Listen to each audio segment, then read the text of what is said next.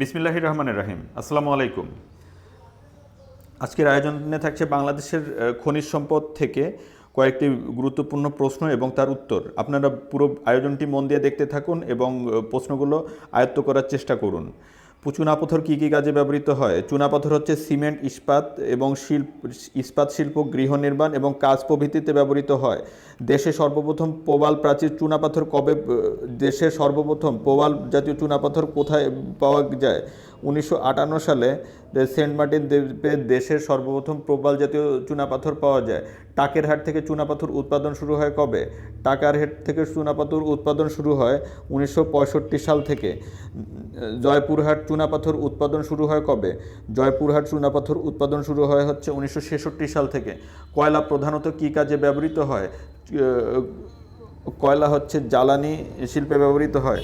বড়পুকুরিয়া কয়লা খনি কোথায় অবস্থিত? দিনাজপুর জেলার পার্বতীপুর থানার চৌহট্টি গ্রামে অবস্থিত বড়পুকুরিয়া কয়লা খনি।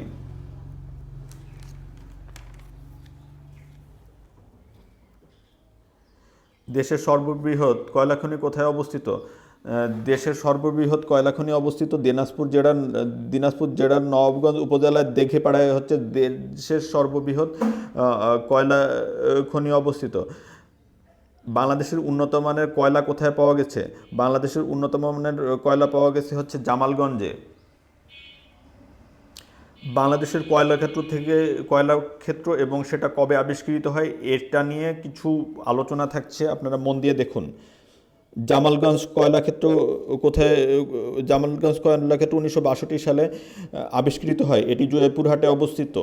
বড়পুকুরিয়া কয়লাক্ষেত্র দিনাজপুরে অবস্থিত, এটি 1985 সালে আবিষ্কৃত হয়। খালাসপীর কয়লাক্ষেত্র রংপুরে অবস্থিত, এটি 1989 সালে আবিষ্কৃত হয়। দিঘিপাড়া কয়লাক্ষেত্র দিনাজপুরে অবস্থিত, এটি 1994 সালে আবিষ্কৃত হয়। ফুলবাড়ি কয়লাক্ষেত্র দিনাজপুরে অবস্থিত, এটি 1997 সালে আবিষ্কৃত হয়। তিলকপুর কয়লাক্ষেত্র জয়পুরহাটে অবস্থিত, এটি 2015 সালে আবিষ্কৃত হয়। মধ্যপাড়া কঠিন শিলা কোথায় অবস্থিত? মধ্যপাড়া কঠিন শিলা পার্বতীপুর দিনাজপুরে অবস্থিত। কবে মধ্যপাড়া কঠিন শিলা আবিষ্কৃত হয়? 1973 সালে মধ্যপাড়া কঠিন শিলা আবিষ্কৃত হয়।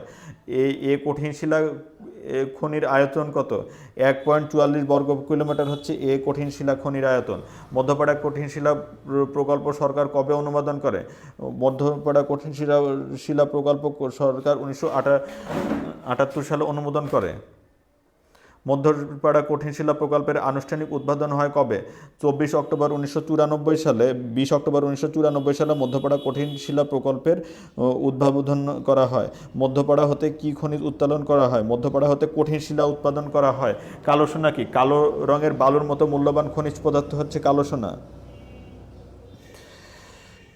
কালো সোনার মধ্যে কি কি উপাদান রয়েছে? জিরকন, মোনাজাইট এবং রিওটাইল উপাদান রয়েছে কালো সোনার ভিতর। কক্সবাজার সমুদ্র সৈকতে কালো সোনার সর্বপ্রথম আবিষ্কার করেন কে? কক্সবাজার সমুদ্র সৈকতে সোনার সর্বপ্রথম আবিষ্কার করেন হচ্ছে ওয়েস কবির। পিট কী কাজে ব্যবহৃত হয়? গার্হস্থ্য কাজে, ইটের ভাটায়, বয়লারের জ্বালানি হিসাবে পিট ব্যবহৃত হয়। ইটের ভাটায় এবং বয়লারের জ্বালানি হিসাবে পিট ব্যবহৃত হয়। এক নজরে পিট ক্ষেত্র হচ্ছে বাঘিচান্দা হচ্ছে গোপালগঞ্জে অবস্থিত। বাঘিচান্দা পিটক্ষেত্র হচ্ছে গোপালগঞ্জে অবস্থিত। কলা মিউজা পিটক্ষেত্র হচ্ছে খুলনাতে অবস্থিত। মৌলভীবাজার পিটক্ষেত্র হচ্ছে মৌলভীবাজারে অবস্থিত। চাতালবিল ও পলা পিটক্ষেত্র হচ্ছে সুনামগঞ্জে অবস্থিত। চরকাই পিটক্ষেত্র হচ্ছে দিনাজপুরে অবস্থিত। কলা মৌজা পিটক্ষেত্রটির থেকে অনেকবারই প্রশ্ন এসেছে, আপনারা ইনফরমেশনগুলো মনে রাখার চেষ্টা করুন। সবাই ভালো থাকবেন, সুস্থ থাকবেন। আজকের ভিডিও এ পর্যন্তই। আমার ভিডিওগুলো যদি আপনাদের ভালো লেগে থাকে তাহলে আপনারা আমার চ্যানেলটি সাবস্ক্রাইব করুন এবং নতুন নতুন ভিডিওর আপডেট পেতে পাশে থাকা বেল আইকনটি প্রেস করুন। আল্লাহ হাফেজ।